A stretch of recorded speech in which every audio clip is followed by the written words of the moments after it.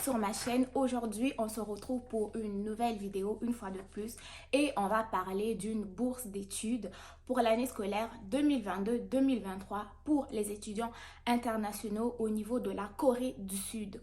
Donc, comme vous le savez bien, sur cette chaîne, je vous présente des bourses qui sont au niveau du Canada, mais aussi j'ai décidé de vous parler des bourses qui sont internationaux afin de se donner plus de chances de pouvoir aller étudier à l'étranger. Donc, sache que désormais sur cette chaîne, je parlerai des possibilités d'études, non seulement principalement au Canada, mais on va aussi aborder d'autres pays. Raison pour laquelle je viens aujourd'hui donc te présenter la bourse GIST, c'est-à-dire la bourse donc de l'université de sciences et de technologie de Gwanzhou en Corée du Sud. Si la vidéo t'intéresse, regarde-la jusqu'à la fin parce que c'est très important les informations que je vais donner dans cette vidéo. Première chose que tu dois savoir, c'est que c'est une bourse qui est complètement financée. Je te donne les détails. Ce que tu dois savoir aussi, c'est que la date limite pour postuler est le 15 avril 2022. Les niveaux d'études qui sont pris en charge par cette bourse-là, c'est le niveau master et le niveau doctorat. Ensuite de ça, le financement donc est complet, c'est-à-dire que tes frais de scolarité, le logement, tout est pris en charge et elle s'adresse à toutes les nationalités sans exception. Donc, que tu sois de l'Amérique du Nord, de l'Amérique du Sud, de l'Europe, de l'Asie ou de l'Océanie, de l'Afrique, cette bourse-là, tu es admissible à cette bourse-là, pardon. Donc, il n'y a pas de critères d'exclusion en ce qui concerne donc les pays, ok? Tous les pays sont admissibles pour cette bourse. Ensuite de ça, bien, le pays hôte, donc le pays qui offre la bourse, c'est bien évidemment la Corée du Sud. Et si je te parle un peu de cette université, donc l'université de sciences et de technologie de Gwanzhou, si je le prononce comme il faut ou en sigle GIST, c'est une université en fait qui se trouve en Corée du Sud et elle a l'habitude d'inviter les étudiants internationaux et des chercheurs talentueux à postuler à ces différentes bourses. Donc, pour l'année scolaire 2022-2023, donc les candidatures sont ouvertes et sachez que les niveaux, une fois de plus, qui sont pris en charge, c'est le master et le doctorat pour le moment. Ensuite, cette université, c'est quand même pas n'importe quelle université en termes de formation. C'est une université qui est quand même déjà assez reconnue mondialement et elle s'est classée 305e dans le Global Work Ranking pour l'année scolaire 2022. Donc, c'est une université qui a quand même fait des preuves parce qu'elle est 305e au niveau mondial, ok? Donc, si elle offre des bourses qui sont entièrement financées, pourquoi pas aller tenter sa chance, ok? Donc, qu'est-ce que la bourse vous permet d'acquérir ou quels sont les avantages qui sont reliés à cette bourse? Premièrement, les frais de scolarité sont entièrement pris en charge. Ensuite de ça, il y a une allocation mensuelle que vous allez recevoir par mois. C'est équivalent à peu près à 115 dollars en frais en dollars canadiens. Ensuite de ça, pour les étudiants qui sont en master, eux, ils vont recevoir jusqu'à peu près 244 dollars par mois. Et le repas aussi est pris en charge. Donc, vous allez avoir des frais de repas par mois. Si jamais vous êtes assistant en recherche au niveau de l'université, là, vous pouvez recevoir jusqu'à 3 955 dollars par mois et pour le doctorat jusqu'à 10 000 dollars. Ensuite de ça, ce qui est pris en charge, c'est l'hébergement, l'assurance maladie, très important, et aussi les frais de vol sont remboursés. Donc, les frais que vous prenez pour prendre l'avion, par exemple, de votre pays, soit les Comores jusqu'en Corée du Sud, ces frais-là sont remboursés. Ensuite de ça, sachez que pour toute personne qui est admise en master ou en doctorat dans un des programmes donc de la Corée du Sud, vous êtes automatiquement admissible à la bourse. Et là, vous allez vous demander quels sont les différents programmes qu'ils ont. Donc, j'ai pris quelques programmes qu'ils avaient. Je vais vous les donner. Premièrement, dans cette université, vous pouvez retrouver une école d'ingénierie électrique et d'informatique, école de sciences et d'ingénierie de matériaux, école de sciences et ingénierie mécanique, École de sciences de la Terre et de l'environnement, qu'on l'on appelait SVT, je pense. Vous avez aussi l'école de sciences d'ingénierie biomédicale, l'école supérieure d'intelligence artificielle. Certains d'entre vous m'ont demandé s'il y avait des bourses en intelligence artificielle.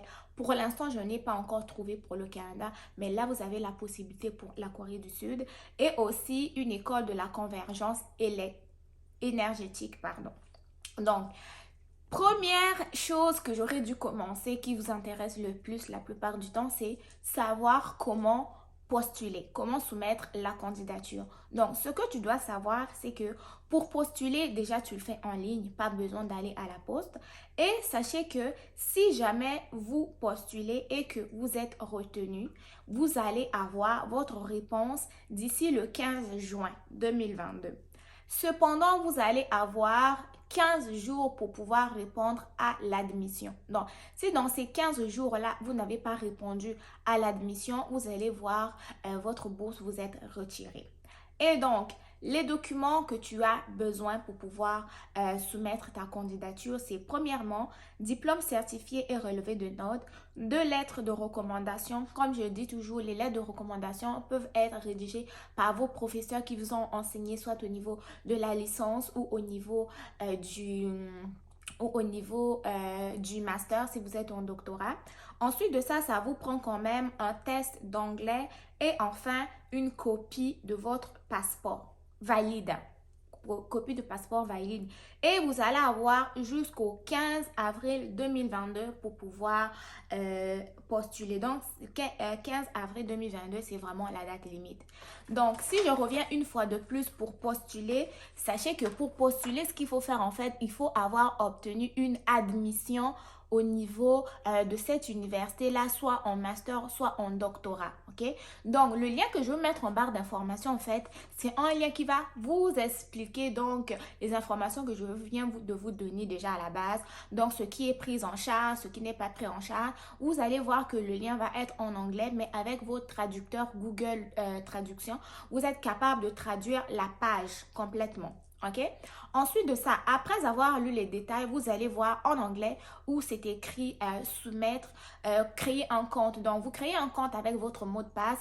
Une fois que vous serez rentré là-dedans, vous allez pouvoir donc soumettre votre candidature pour un programme de master ou de doctorat. C'est une fois que vous avez obtenu l'admission que vous êtes automatiquement éligible à la bourse. Donc, sachez que pour les personnes qui sont intéressées non seulement à aller étudier à l'étranger, peu importe le pays, vous pouvez tenter votre chance. Et d'ailleurs, je trouve que cela peut vous permettre aussi d'avoir, peu importe où on va, on est capable d'apprendre, d'étudier. Et donc, si la bourse, en tout cas, vous aura plu, si la bourse vous aura plu, si la vidéo vous aura plu, n'hésitez pas à me dire ce que vous en avez pensé. Et pour juste clarifier quelque chose, pardon, je ne suis pas experte donc en ce qui concerne un peu les bourses d'études en Corée du Nord et tout. Moi, j'ai trouvé l'information, je voulais partager. Je vais vous mettre le lien en barre d'infos et dans le premier commentaire parce que la plupart des personnes n'arrivent pas à le trouver sous la vidéo. Donc, c'est très important que tu aies regardé au moins la vidéo avant de postuler pour ne pas me reposer les mêmes questions que j'ai dit la vidéo dans les commentaires. Donc, vous êtes responsable de vos actes dans le sens où quand vous allez postuler, rien ne vous épargne d'avoir un jugement. Si vous trouvez que les exigences qui sont reliées à cette bourse-là ne vous correspondent pas, c'est mieux de ne pas postuler. Si vous avez de la difficulté à postuler, vous savez très bien que sur cette chaîne-là, il y a plusieurs types de bourses et vous allez pouvoir en trouver une qui va vous correspondre. Mais de toute manière, je vous fais confiance. Je sais que vous êtes capable de vous débrouiller, de lire des documents qui sont en anglais, en français. Il y a beaucoup de navigateurs qui existent sur Internet. Si le Google Chrome ne marche pas, essayez avec le Microsoft. Si ça ne marche pas, essayez avec Opera Mini. Mais essayez quand même de vous débrouiller, de développer un peu votre autonomie. Moi, mon travail, c'est chercher de l'information, vous la partagez, vous mettre les liens en barre d'infos pour vous permettre d'aller les vérifier et de postuler si vous êtes intéressé, ok? Donc, je vous souhaite bon succès hein, pour vos différentes démarches d'études. On se retrouve très prochainement pour une nouvelle vidéo. Si celle-ci vous aura plu, n'hésitez pas à commenter, à liker, à partager la vidéo et surtout, si vous êtes nouveau ou nouvelle, je vous invite à vous abonner sur cette chaîne parce que ici, on parle de l'éducation, on parle des études au Canada et des différentes possibilités d'avoir des bourses d'études. Donc, porte-toi bien, on se retrouve très bientôt pour une nouvelle vidéo. Bye bye!